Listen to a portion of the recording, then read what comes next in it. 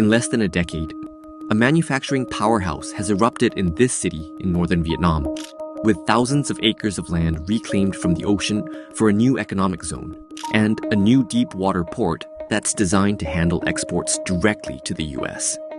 Today, Haiphong has one of the busiest ports in the world, exporting more than $26 billion worth of products. Here's how Haiphong became the center point of Vietnam's growth, and how Trump's sweeping new trade war could stall it.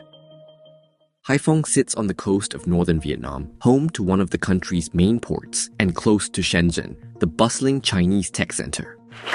And after Trump imposed tariffs in his first term, investment increased in the region, seen as a manufacturing alternative to China.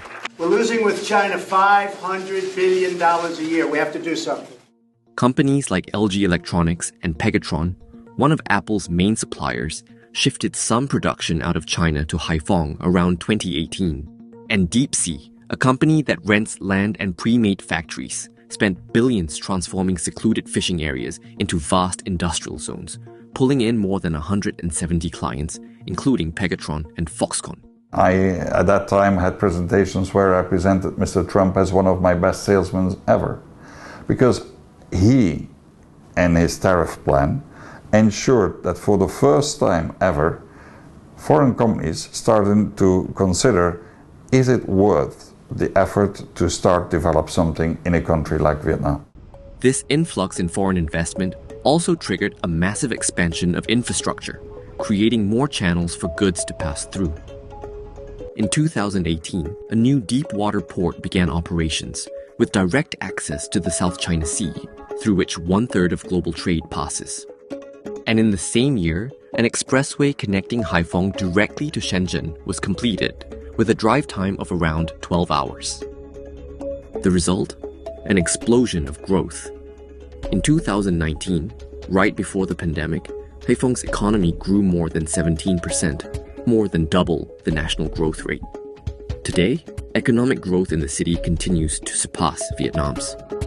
With this manufacturing boom came a surge in trade, especially with the United States.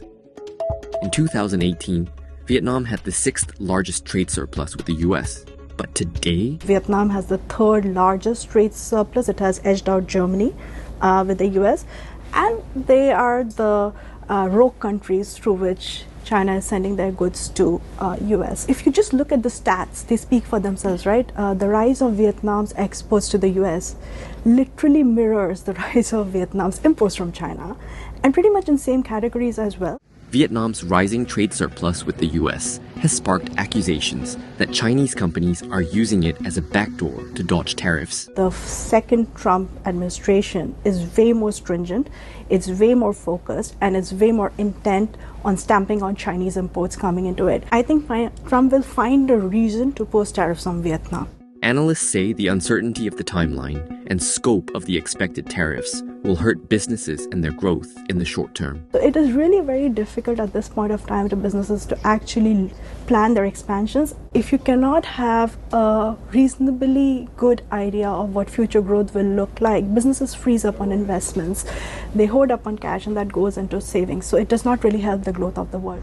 But in the long term, the past 6 years have positioned the country to become the next factory of the world. Vietnam has free trade agreements with more than 25 countries, which analysts say it can leverage to redirect exports to other markets. Today, the country is one of the fastest growing economies in the region, with a number of infrastructure projects in Haiphong still underway.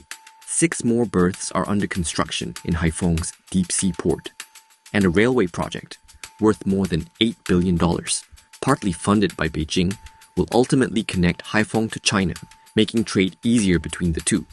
It's projected to complete by 2030. What is happening now with the re-entry of Mr. Trump is that they need to become even more flexible. The most optimal supply chain is not the cheapest, but it's the most flexible, the most agile, the one that allows you to make TV screens today in China because there are no tariffs. But if tomorrow you need to decrease that volume and increase it in Mexico or in Vietnam, you can do that. That means that you have to invest more in your production apparatus, but at the same time, you have the ability to overcome more risks. These investments could help companies in Haiphong weather the coming storm and help Vietnam's economic growth remain strong even in the face of President Trump's zero-sum outlook on trade.